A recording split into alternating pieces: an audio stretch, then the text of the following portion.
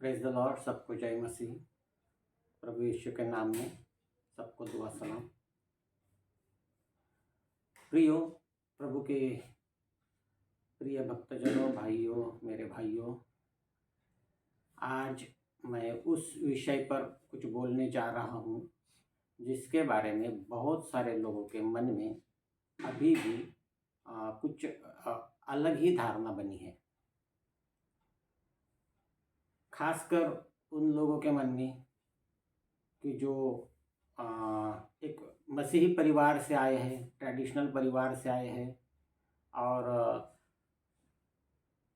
जितने भी बचपन से जिन्होंने मसीहत को देखा है, सुना है, मसीही परिवार में छोटे से बड़े हो गए हैं, उनके मन में बिना बाइबल पढ़े थोड़ी कुछ बातें ऐसी बिठाई गई है शुरू से कि उसके वजह से हम बाइबल के विपरीत चल जाते हैं। जो बातें बाइबल में नहीं है उस बातों पर भी हम विचार करते हैं, मन में हम धारणा बनाए रखते हैं। एक छोटी सी बात है और वो छोटी सी बात मैं क्लियर करना चाहूँगा, और ये उनके लिए नहीं कि जो प्रभु में नए नए आए हैं, उनके लिए तो है ही ज़रूर, लेकिन ये खास विशेष उन लोगों के लिए है जो मसीही परिवार में जन्म लिए, बचपन से मसीहत को देख रहे हैं, मसीही परिवार में छोटे से बड़े हुए हैं, रेगुलर चर्च में गए हैं, रेगुलर संडे स्कूल अटेंड किया है, वर्शिप में हिस्सा लिया है, चर्च में जाते हैं, आते हैं, लेकिन कुछ कुछ बातें मन में ऐसी बैठी है कि जो वचन के अनुसार नहीं है, लेकिन उसी को लेकर चलते हैं। यहाँ एक वचन में पढ़ता हूँ हम सबके बीच में, मत्ती रचित सुसमाचार उसका 2 अध्याय और वचन 13, 14 और 15। मत्ती रचित सुसमाचार अध्याय 2 वचन 13, 14, 15। उनके चले जाने के बाद प्रभु के एक दूत ने स्वप्न में यूसुफ को दिखाई देकर कहा, उठ, उस बालक को और उसकी माता को लेकर मिस्र देश को भाग जा, और जब तक मैं तुझसे न कहूँ तब तक वही रहना, क्योंकि हेरोदस इस बालक को ढूंढने पर है कि उसे मरवा डाले। तब वह रात ही को उठकर बालक और उसकी माता को लेकर मिस्र को चल दिया, और हेरोदस मरने तक वही रहा, इसलिए कि यह वह वचन जो प्रभु ने भविष्यवक्ता के द्वारा कहा था पूरा हो, मैंने अपने पुत्र को मिस्र से बुलाया है। परमेश्वर इस वचन के द्वारा हम सबको आशीषित करें। इसके पहले कि हम वचन के भेद को समझने की कोशिश करें, आइए हम प्रार्थना करते हैं, अपने मनों को, अपने विचारों को प्रभु की तरफ लगाते हैं। हम सब लोग प्रार्थना करेंगे।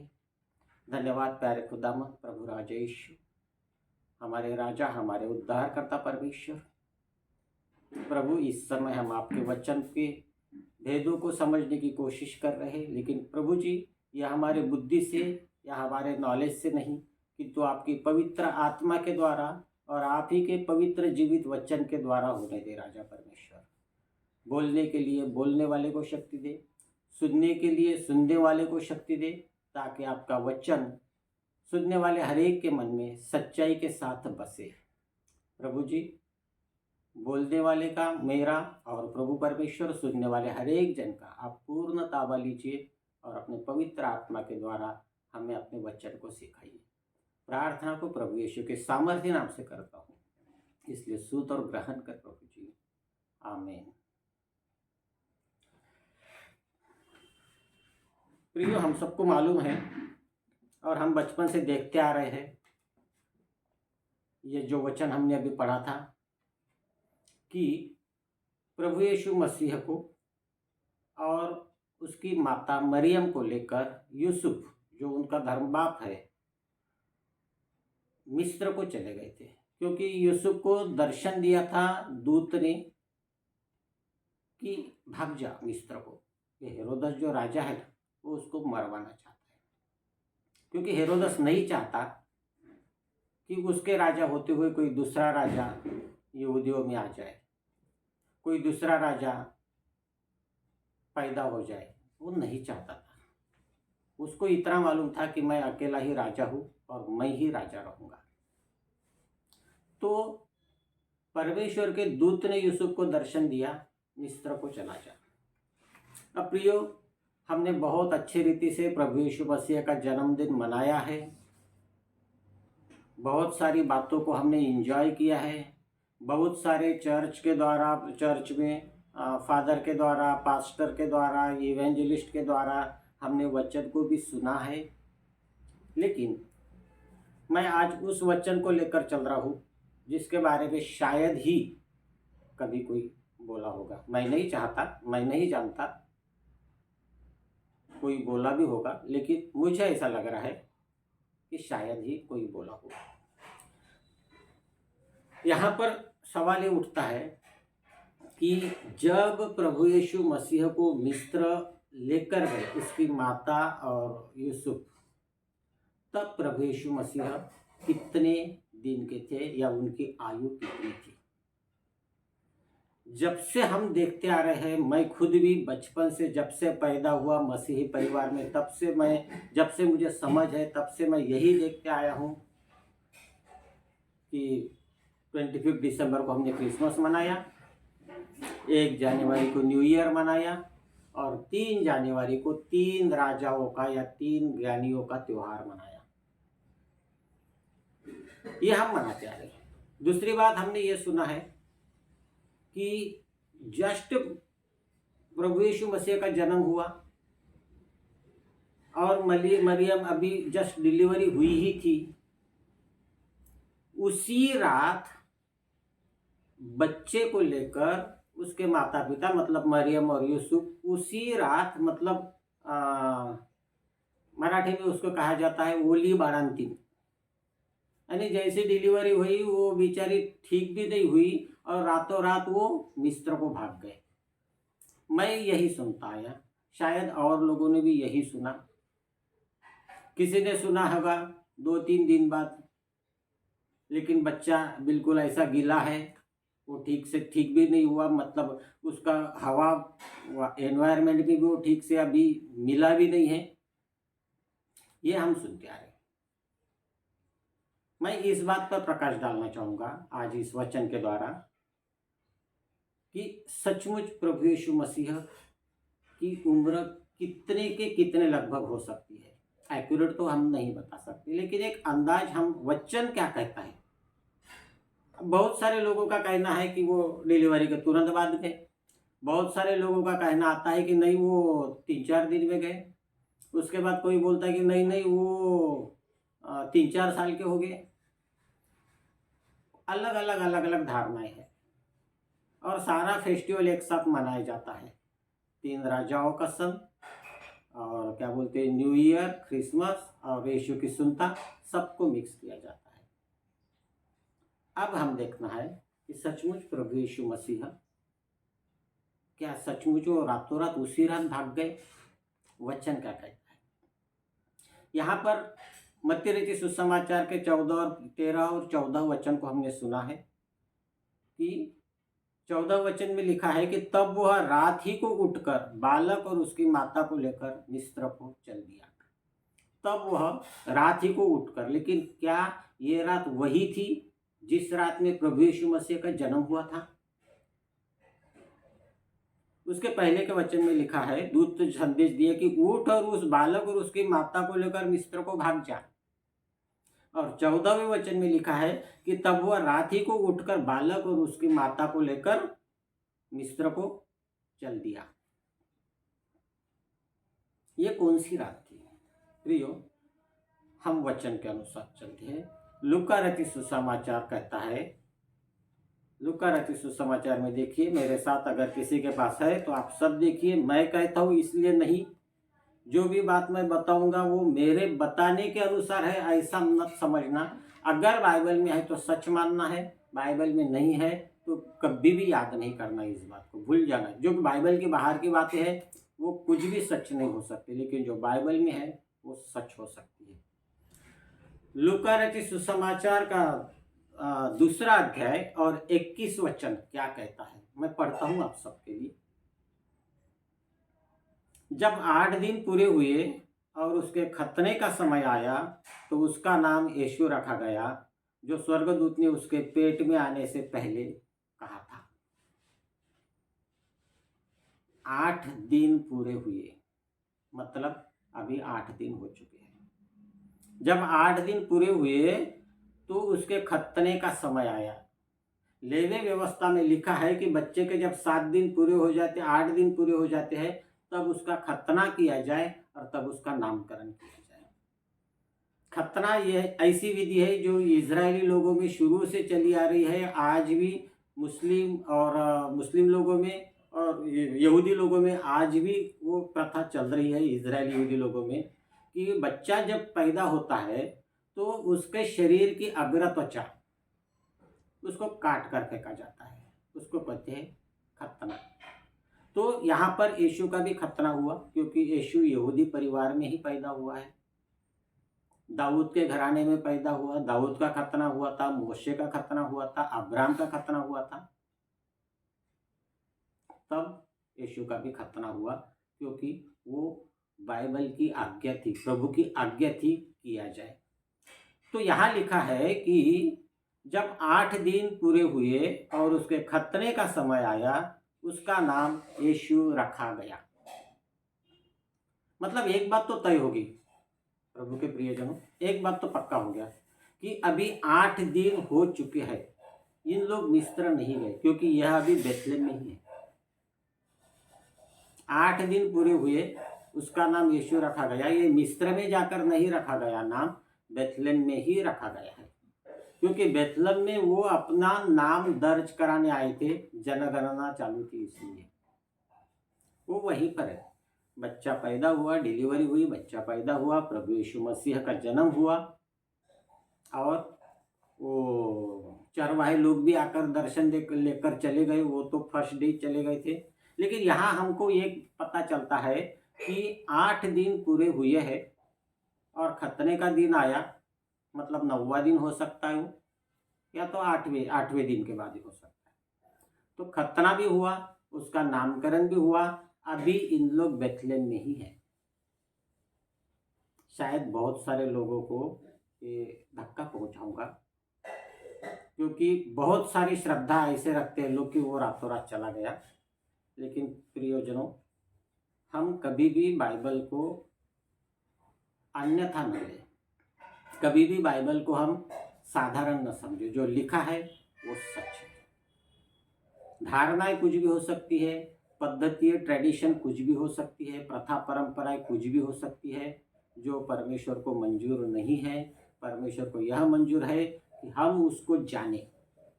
तो हम परमेश्वर को कैसा जानेंगे? परमेश्वर के वचन के द्वारा जानेंगे। वचन को जानने के लिए हमें वचन को पढ़ना है और पूरे मन से पढ़ना है, जो यहाँ लिखा है। 8 दिन पूरे हुए, अभी वो बेथलेम में ही है। चलो और एक दूसरा आगे देखते हैं। इसीलिए लूका रचित सुसमाचार इसका दूसरा अध्याय और 22 वचन में क्या लिखा है। जब मूसा की व्यवस्था के अनुसार, पढ़ सकते सब लोग, अपने अपने बाइबल को खोलकर पढ़ सकते हैं। जब मूसा की व्यवस्था के अनुसार उनके शुद्ध होने के दिन पूरे हुए, तो वे यरूशलेम में ले गए कि प्रभु के सामने लाए। यरूशलेम में ले गए। प्रियो, हेरोदस यरूशलेम का ही राजा था। अभी उसको पता ही नहीं यीशु कहाँ जन्म हुआ करके, पता ही नहीं उसको। इन लोग बेथलेम में इनका जन्म, प्रभु यीशु का जन्म भी हुआ, खतना भी हुआ, नामकरण भी हुआ, यहाँ तक कि शुद्ध होने के जो दिन होते हैं। प्रियो, जब भी कोई माता की प्रसूता होती है, मतलब कोई भी स्त्री जब बच्चा पैदा करती है, तो पुराने नियम में लेव्य व्यवस्था के अनुसार उसको अशुद्ध माना गया है, ताकि वो किसी भी पवित्र वस्तु को हाथ न लगाए, वो किसी और को हाथ न लगाए, टच न करे, उसका अशुद्ध माना गया है। तो उसका एक लिमिट दिया है। अगर लड़का है तो 40 दिन और लड़की है तो लगभग 60 या 66 दिन। देखिए वचन में लिखा है, लेव्य व्यवस्था की किताब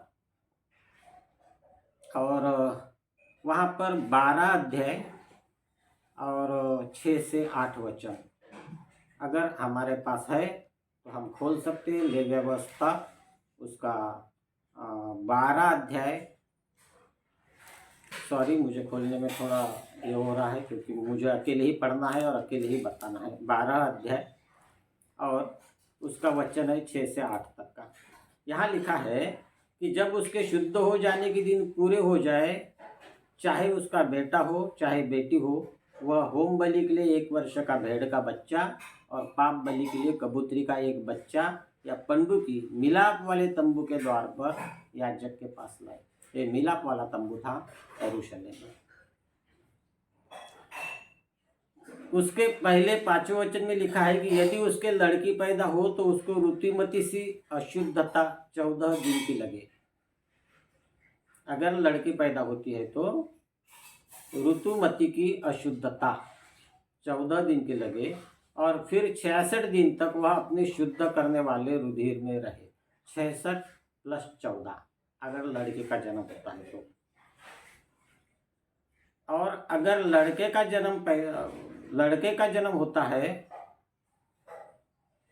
तो दूसरे वचन में लिखा है कि जो स्त्री गर्भवती होकर लड़के को जन्म देती है वह 7 दिन तक अशुद्ध रहेगी, जिस प्रकार वह ऋतुमती होकर अशुद्ध रहा करती है। और 8वें दिन लड़के का खतना किया जाए, फिर वह स्त्री शुद्ध करने वाले रुधिर से 33 दिन तक 33 डेज 33 दिन रहे। और जब तक उसके शुद्ध होने के दिन पूरे न हो तब तक वह न तो किसी पवित्र वस्तु को छुए और न पवित्र स्थान में प्रवेश करे। ये नियम था, लेवी व्यवस्था में दिया है कि अगर लड़का पैदा होता है तो 8 दिन वो अशुद्ध कहकर रहेगी।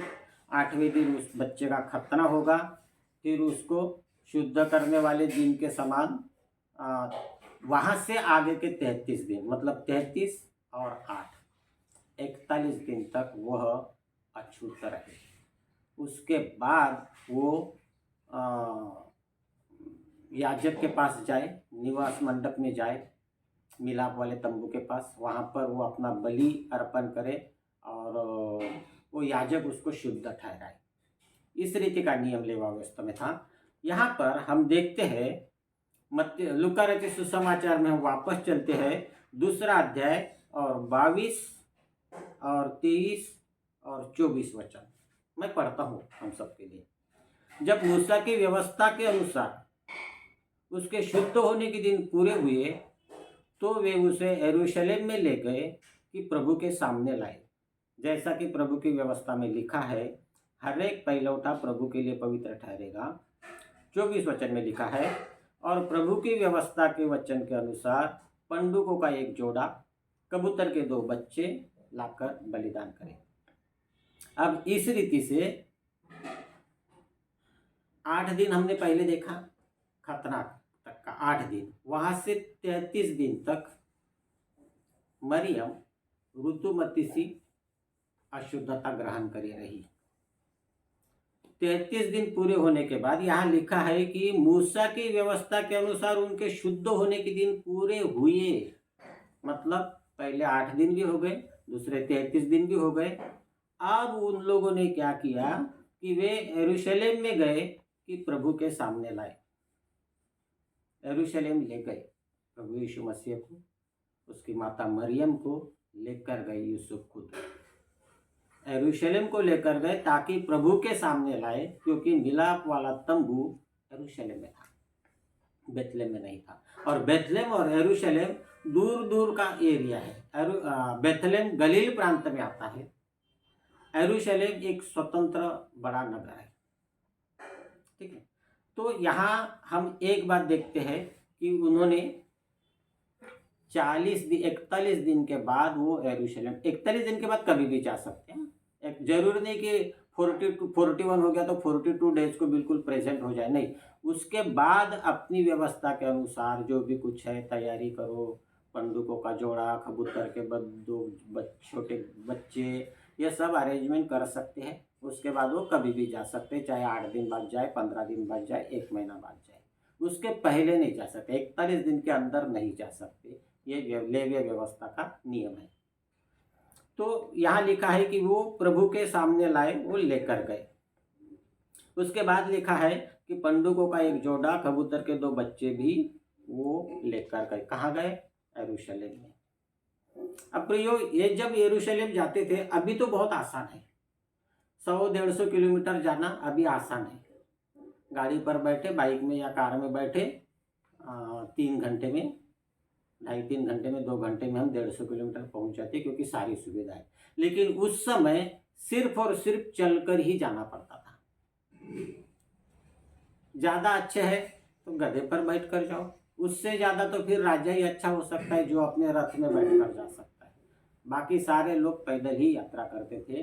और 150 किलोमीटर के ऊपर का जो डिस्टेंस है यरूशलेम से बेथलेम, ये आज पता चलता है कि उतना डिस्टेंस है, उस समय का बारे में हम नहीं जानते। लेकिन आज का यरूशलेम, आज के बेथलेम से 160 किलोमीटर दूर आता है। तो वो चल कर गए, तो एक दिन में तो नहीं पहुंचे। दूसरी बात, ये जब सारा बातें करना है, ये सारी बातें जब याजक के पास जाके अर्पण करना है, मिलाप वाले तंबू में जाकर परमेश्वर के सामने समर्पण करना है, ये सारी जो बातें हुई वो एक दिन में नहीं हो सकती। अब अभी हो सकती है, बिल्कुल 1 घंटे में बैप्टिज्म कर डालते हैं, आधे घंटे में, लेकिन उस समय ये प्रथा नहीं थी, टाइम लगता था। हो सकता है 2 दिन वहाँ लगे, जाने के लिए 2-3 दिन, 160 किलोमीटर, वहाँ कुछ समय लगेगा। उसके बाद लास्ट वचन में पढ़ता हूँ, मत्ती लूका रचित सुसमाचार, इसका 2 अध्याय और 39 वचन। जब वे प्रभु की व्यवस्था के अनुसार सब कुछ पूरा कर चुके, तो गालील में अपने नगर नासरत को फिर चले गए। अब देखिए प्रियो, अभी वो बेथलेहम नासरत एरिया का, नासरत का गलील प्रांत, वहाँ से वो निकले, यरूशलेम को गए, वापस नासरत को आए। 40 दिन के बाद, 41 दिन के बाद हो गए। 2 दिन जाने में लगे होंगे, 2-3 दिन, कम से कम 3 दिन, क्योंकि बाइबल में लिखा है कि वो 3 दिन की यात्रा थी। जब बालक यीशु मंदिर में थे, उस समय हम देखते थे कि माता पिता लेकर गए और वो वहीं रह गया, और माता पिता वापस आए, फिर वो वापस और 3 दिन की यात्रा करके चले गए। इस पर से पता चलता है कि वो 3 दिन की यात्रा थी। तो 3 दिन जाने में लगे, 2 दिन, 3 दिन, शायद पता नहीं कितने दिन वहां पर उनको रुकना पड़ा, 3 दिन वापस आने में लगे। तो अभी लगभग हम 48-50 डेज के करीब आ गए, लगभग 50 दिन तो यहाँ पर हो गए। मतलब कि प्रभु यीशु मसीह उस रात रातों रात नहीं उनको लेकर गया। वो न्यू बॉर्न बेबी को एकदम से नहीं लेकर गए, just born baby, new born baby, just born baby को लेकर नहीं गए, ये धारणा हमारे मन में नहीं होना चाहिए। तीसरी और एक बात है कि जब ज्ञानी लोग, ज्योतिषी लोग दर्शन करने आए, तो वो अलग से मैं बताऊंगा, उसका एक अलग से मैसेज बनता है कि जब ज्ञानी लोग दर्शन करने आए, वो कुछ 2 दिन में या 4 दिन में नहीं पहुंचे। 6 महीने से 1 साल के बीच का समय है जब ज्ञानी लोग प्रभु यीशु मसीह का दर्शन करने पहुंचे। फेस्टिवल मना लेते, 3 राजाओं का सन 3 जनवरी को मनाया जाता है ट्रेडिशनल मसीही लोगों में, खासकर कैथोलिक लोगों में बिल्कुल 3 राजाओं का सन जनवरी की 3 तारीख को मनाया जाता है। वो नहीं है, ऐसा नहीं है, बाइबल इस बात को रिकमेंड नहीं करती। और ऐसी बहुत सी बातें हैं कि जो बाइबल में तो लिखी नहीं है लेकिन मनाया जाता है, और उसको अनन्य साधारण महत्व दिया जाता है, जरूरत से ज्यादा। वचन को महत्व कम दिया जाता है, वचन के अनुसार चलने के लिए लोग आनाकानी करते हैं, लेकिन ट्रेडिशन को पूरा करना या प्रथा को पूरा करना उनके लिए बहुत बड़ी अहमियत होती है। चाहे इधर की दुनिया उधर हो जाए, लेकिन अपनी प्रथा परंपरा को हम लोग नहीं छोड़ते। और परमेश्वर कहता है कि मुझे तुम्हारे प्रथा और परंपराओं की घिन है। परमेश्वर की प्रसन्नता इसी में है कि हम उसको जाने, आत्मा और सच्चाई से हम उसको समझे। लेकिन यहाँ पर वचन की सच्चाई एक तरफ रहती है और मनगढ़ंत कहानियाँ हमारे कानों में, हमारे दिमाग में भरी जाती है। अब वो नगर को वापस भी आ गए, लगभग 48-45 दिन तो यहीं पर पूरे हो गए, नासरत को गए। उसके बाद ज्ञानी लोग लगभग 6 महीने के बाद और 1 साल के अंदर का कुछ पीरियड है वो, कि जब वो उससे मिलने आए, वो अलग से मैं समझा सकता हूँ। अगर ये वीडियो अच्छा लगे और ये संदेश अच्छा लगे तो मैं उसको भी आपके सामने वो सच्चाई भी लाऊंगा। प्रभु यीशु मसीह जब मिस्र को उनको लेकर गए और दूत ने जब दर्शन दिया, प्रियो, वो एक बात तो तय है कि वो 50 दिन के बाद का है। इतना तो पक्का, 50 दिन के अंदर तो है नहीं।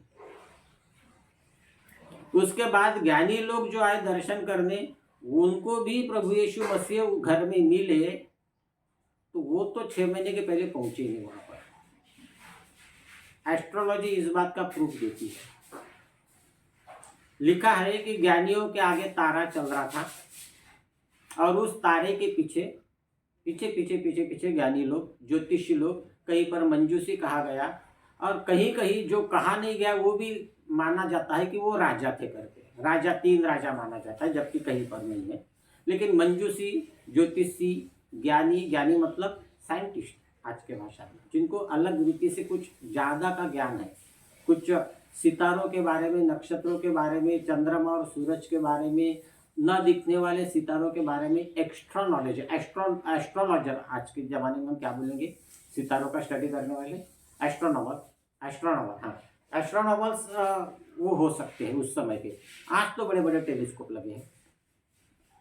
उस समय अगर वो सितारा सबको दिखने वाला होता तो उसके पीछे सिर्फ वो ज्ञानी लोग पूरब देश से नहीं आते प्रियो, हर कोई उसके पीछे चला जाता। आपके और मेरे जैसा हर कोई उसके पीछे चला जाता।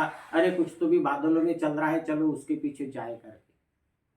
एक छोटा सा प्लेन भी थोड़ा नजदीक से जाता है, हेलीकॉप्टर भी जाता है ना, तो घर के बाहर आज भी लोग उसको देखते हैं।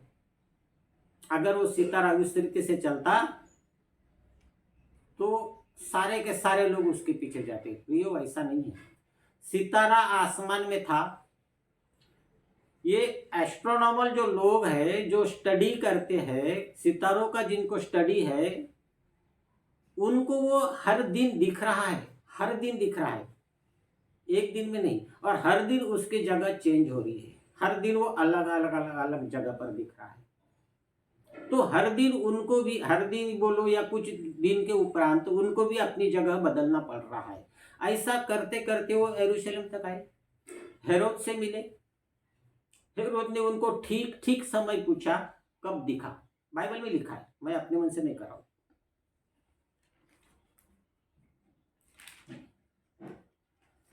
मत्ती रचित सुसमाचार अध्याय 2 और वचन 7।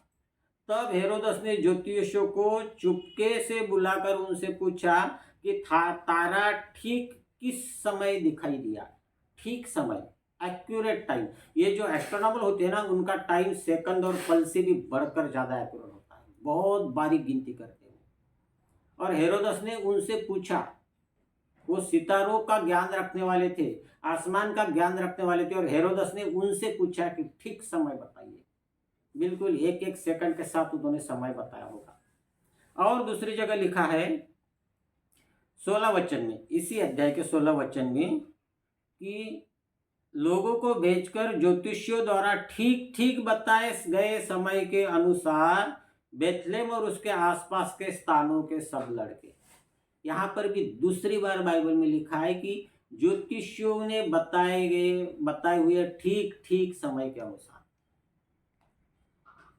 ये ठीक ठीक समय 2-2, 3-3 बार आता है बाइबल में ये शब्द। ये कहता है कि वो तारे को जब वो ज्ञानी लोगों ने देखा, वो एक्यूरेट टाइम उन्होंने नोट करके रखा है। और एक्यूरेट टाइम नोट करके हर दिन धीरे धीरे वो तारा जब अपना जगह चेंज करता है, तो इनको भी अपनी जगह चेंज करना पड़ा। और ऐसा करते करते करते करते वो यरूशलेम तक आए। अभी बेथलेम नहीं पहुंचे या नासरत भी नहीं पहुंचे, यरूशलेम तक आए। यरूशलेम में हेरोदस से मिले। हेरोदस से मिलने के बाद वो वहाँ से फिर से निकले और लिखा है वचन में कि वे राजा की बात सुनकर और जो तारा उन्होंने पूर्व में देखा था उसके आगे आगे चला। वह अभी भी सितारा उनके आगे चल ही रहा है। चलने का मतलब है जगह बदल रहा है। अब वो जगह बदल रहा है तो वो सिर्फ उन्हीं लोगों को दिख रहा है, क्योंकि उस दिन हर दिन उस तारे का निकलने की जो जगह है वो बदल के आ रही है। आज थोड़ा इधर, फिर लॉन्गिट्यूड लैटिट्यूड बोलते हैं ना हम लोग, अक्षांश रेखांश, वो हर जगह पर अपने लॉन्गिट्यूड लैटिट्यूड में परिवर्तन दिख रहा है। इस रीति से वो तारा जैसा जैसा चेंज हो रहा, अब उनको दिखना मुश्किल हो रहा है। शायद सूरज निकल आ रहा है, या तो शायद वो जमीन के उस पार हो रहा है, तो उनको भी अपना प्लेस चेंज करना पड़ रहा। बहुत लंबा डिस्टेंस है, 100-150 किलोमीटर में नहीं हो सकता है। लॉन्गिट्यूड लैटिट्यूड में 100-150 किलोमीटर कोई बहुत बड़ा मायना नहीं रखते थे, लेकिन उनको वहां पहुंचने के लिए, यरूशलेम पहुंचने के लिए बहुत, हर दिन थोड़ा थोड़ा जगह बदल रहा है, तो हर दिन उनको जगह बदल के आना पड़ा। यरूशलेम से लेकर फिर आगे लिखा है कि वह तारा जो उन्होंने देखा था उनके आगे आगे चला। अभी भी तारा चल ही रहा है और ये उसके पीछे चल ही रहा है। एक समय ऐसा आया कि वो तारे ने अपनी जगह बदलना बंद कर दिया। लिखा है कि उस जगह के ऊपर पहुंचकर ठहर गया। अब वो तारा जगह चेंज नहीं कर रहा है। शायद एक दिन देखा होगा, 2 दिन 3 दिन देखा होगा, अरे ये तारा अभी चेंज नहीं हो रहा है, वे तारा भी चेंज नहीं हो रहा है। तब जाके उन्होंने उस जगह पर जाकर, उस घर में जाकर बालक यीशु के दर्शन किए। यहाँ ये सारी यात्रा करने के लिए प्रियो 6 महीना भी कम होता है। जब सितारों का स्टडी किया जाता है ना, एस्ट्रोनॉमर्स आज बड़े आसानी से कर लेते हैं, क्योंकि बहुत सारा टेलीस्कोप है, सैटेलाइट्स है। उस समय कुछ नहीं था, वो सिर्फ कैलकुलेशन के द्वारा ही करते थे। और हर दिन जगह चेंज हो रही, और आसमान में एक नया सितारा है, तो हम और आप तो पहचान नहीं सकते। वो उन्हीं को पहचान होती है जिनको सितारों का अभ्यास है, जिनको सितारों की स्टडी है। तो लगभग वो 6 महीने के उपरांत वहां पहुंचे प्रभु यीशु मसीह का दर्शन करने। तो दूसरी बात यहां पर तय होती है कि अभी भी यीशु वही है। बेथलेहम में, नासरत के एरिया में, नासरत और बेथलेहम थोड़ा पास पास में है। नासरत सिटी है, बेथलेहम छोटा गांव है। इन लोग गए, ज्योतिषी लोग गए। एक राज की बात और बताता हूँ, ज्योतिषी लोग जब प्रभु यीशु मसीह को मिलने गए, प्रभु यीशु मसीह गौशाला में नहीं था, ना ही चरनी में था। यहां लिखा है 11 वचन, सितारा चलते चलते आ गया, एक जगह पे ठहर गया। वो ठहर गया इसलिए ज्योतिषी लोग बड़े खुश हुए कि चलो एक बार को हमको जगह तो मिल गई।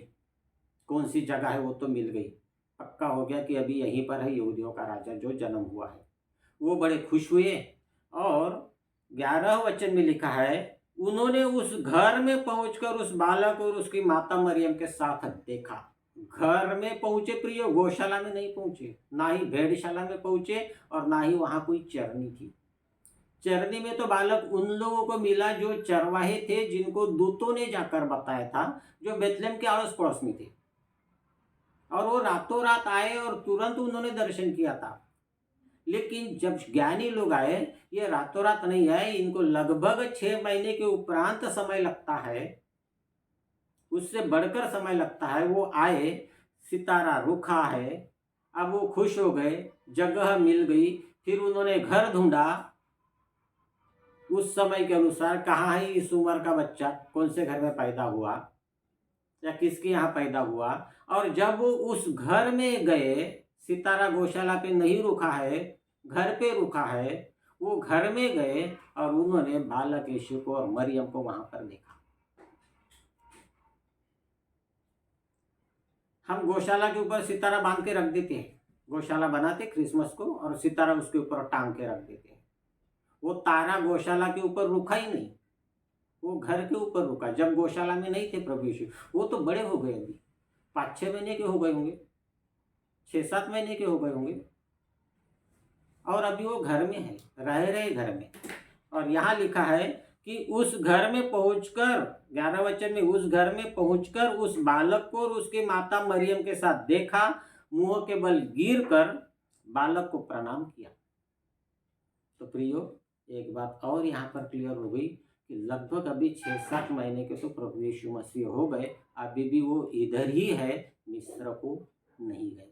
शायद मेरे ये बात का, ये स्टडी जो बताया मैंने, शायद कुछ लोगों को बुरा लगा हो, शायद किसी की विश्वास को ठेस पहुंची हो, मुझे माफ करे, लेकिन वचन को अनसुना ना करें। बाइबल का वचन परमेश्वर का वचन है, पवित्र आत्मा के द्वारा लिखा गया है, और वो कहता है, इसलिए मैं कहता हूँ।